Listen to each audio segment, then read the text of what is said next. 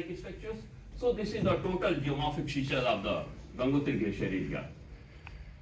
These are the lateral moraines, and the lateral moraines are very, very important because they explain the paleodynamics of the Gangotri Glacier. If this is the Gangotri Glacier and this is the Gango, once in the past, if you are having the glacial moraine up to this extent, once in the past the Gangotri Glacier was up to this extent, up to this elevation.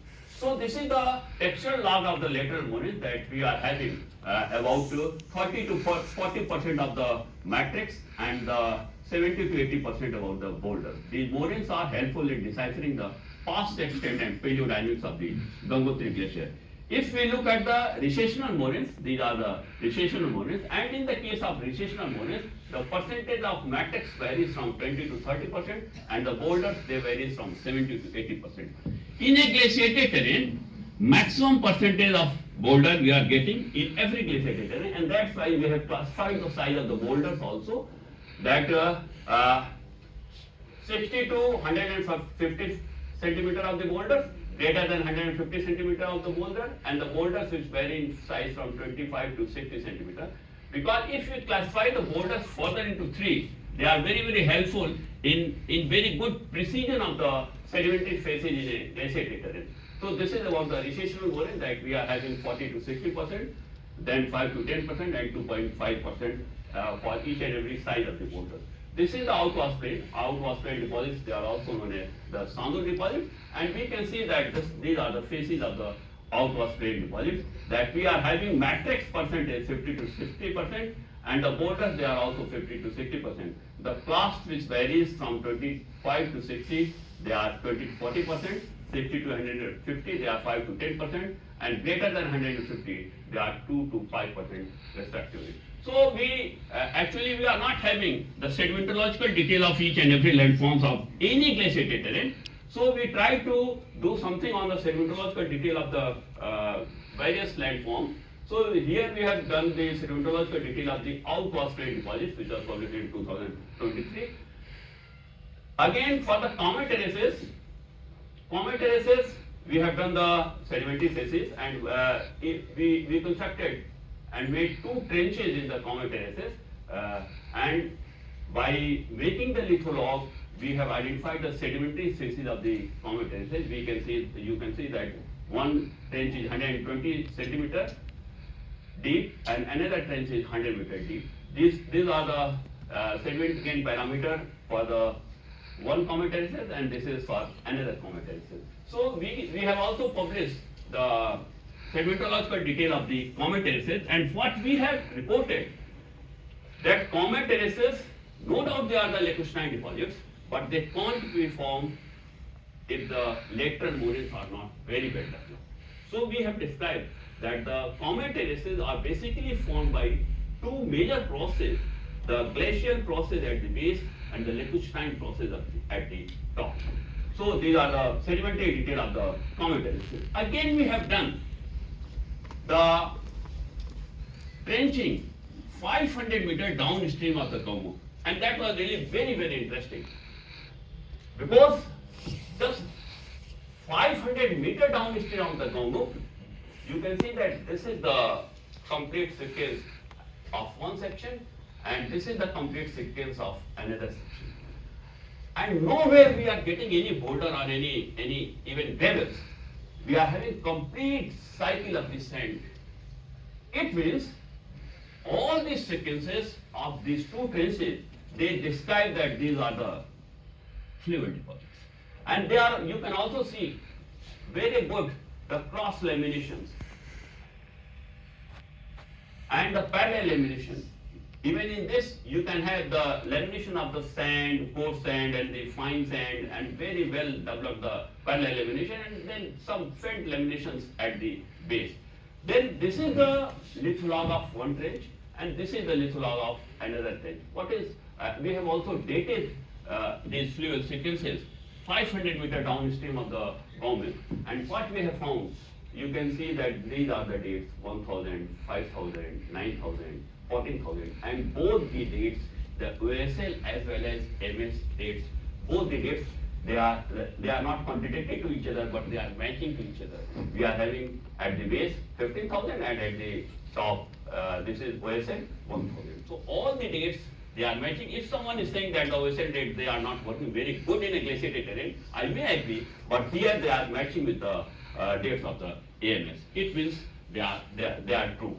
So if you see at this, we are having this cross-bedding sequences 5,000 years ago.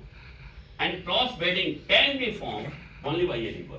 That can't be formed anyhow by a glacier.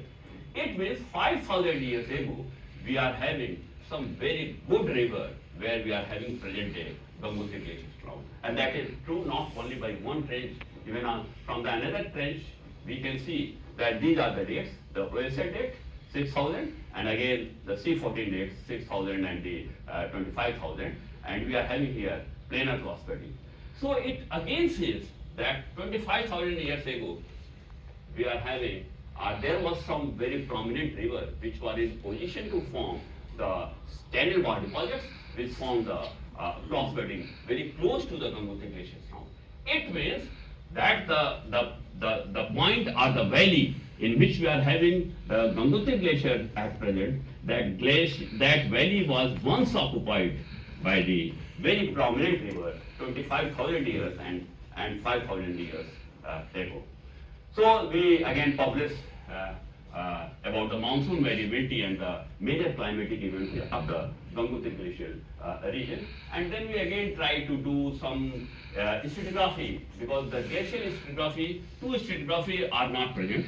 The alluvial stratigraphy, or the stratigraphy of the Ganga plain, and the stratigraphy of the glacier, they are completely absent. Even by working so much in both the terrain, we are not having very well established stratigraphy of the Ganga plain as well as the glaciated terrain. So we try to do something about the stratigraphy of the Gangotri Glacier region. And we all know the pattern of retreat and the morphological zones. So we classified on the basis of all these carried out work, the morphological zones of the Gangotri Glacier. And we explained that how the pattern of retreat is continuously decreasing, which was earlier 38 meters per year, that had decreased up to 10 meters per year. So the rate of retreat of the Gangotri Glacier is not really very alarming. So there is no need to be worried that in the days to come there will be no Gangotri Glacier. And recently, sir, we have found out that during lockdown period in 2020, there was advance of about 15 meters in the Gangotri Glacier region. And we all know that there are many glaciers, at least two glaciers in our own country, the Push Glacier, that is advancing continuously. So there is nothing to do with the global warming and the climate change. No doubt they are taking place, and the anthropogenic activity, they are accelerating the rate of climate change in the global warming.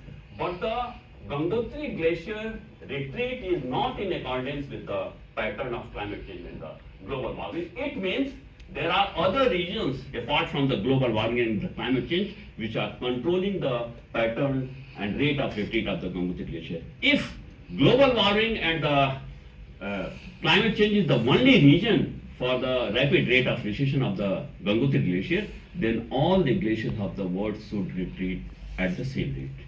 But all the glaciers of the world, they are retreating at different rates, and some are advancing too. It means that the local factors are much more important than the global factors. So these are the phases of the lateral moraines, southwest plain, and the comet terraces. We have also done the phases of the flash flood deposits on the basis of the orientation and non-orientation of the boulder. So we have concluded that the rate of retreat of the Gangotri Glacier is continuously decreasing. The landscape of the Gangotri Glacier is evolved by a number of glacial and non-glacial factors. The glacial process, they involve the lateral and the recessional moraines. The outwash plains are formed by the proglacial and the glacial fluvial process. The comet terraces deposits are formed by the Liechtenstein process at the top and the glacial process at the base. The paraglacial process has resulted in the fluvial deposits, Liechtenstein deposits, and the flash flood deposit. The landforms become more complex due to the modification of landform by the paraglacial process, which are active during the deglaciation. And this is finally the landscape evolution model of the Gangotri Glacier. So this is all about the landscape evolution and the sedimentary phases of the Gangotri Glacier. Now the session is open to the discussion.